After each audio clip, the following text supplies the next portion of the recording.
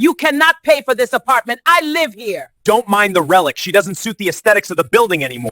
Don't touch those photos. Marcus, the building manager, paused mid-motion but didn't apologize. Instead, he sighed like someone inconvenienced. He gently slid another framed photo off the wall and into a cardboard box. The small apartment was warm with sunlight and memory. Crochet blankets, polished wooden furniture, a shelf of handwritten journals. The quiet dignity of a life carefully lived. 80-year-old Mrs. Gable watched him, her hands folded tightly in her lap. They're just a bit much, Marcus said lightly, forcing a polite smile. We're trying to modernize the unit's aesthetic. Across the room stood a well-dressed couple, Blake and Sarah, potential renters. They shifted awkwardly. Earlier that morning, Mrs. Gable had been enjoying her tea when Marcus had arrived unannounced with them. This won't take long, he had said. Now he gestured toward the African print pillows on the couch. Those will be replaced. We're aiming for something cleaner. More neutral.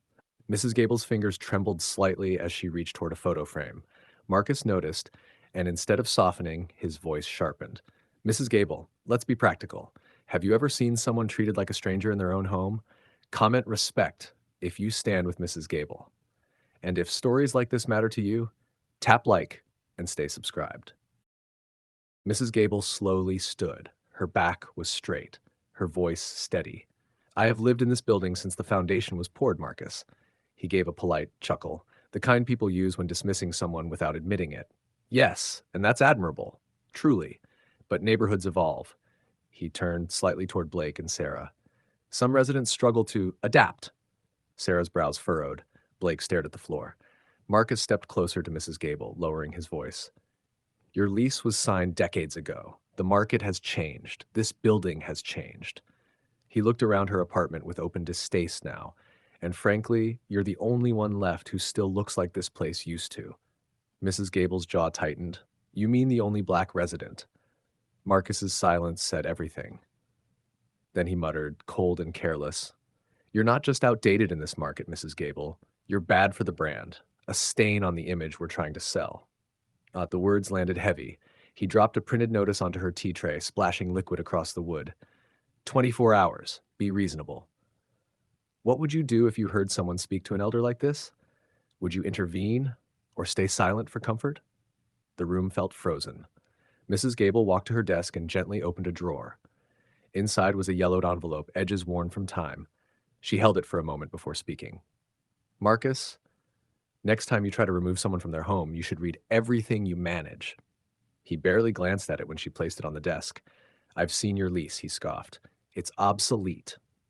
He brushed the envelope onto the floor. Sarah finally spoke, uneasy. Marcus, this doesn't feel right.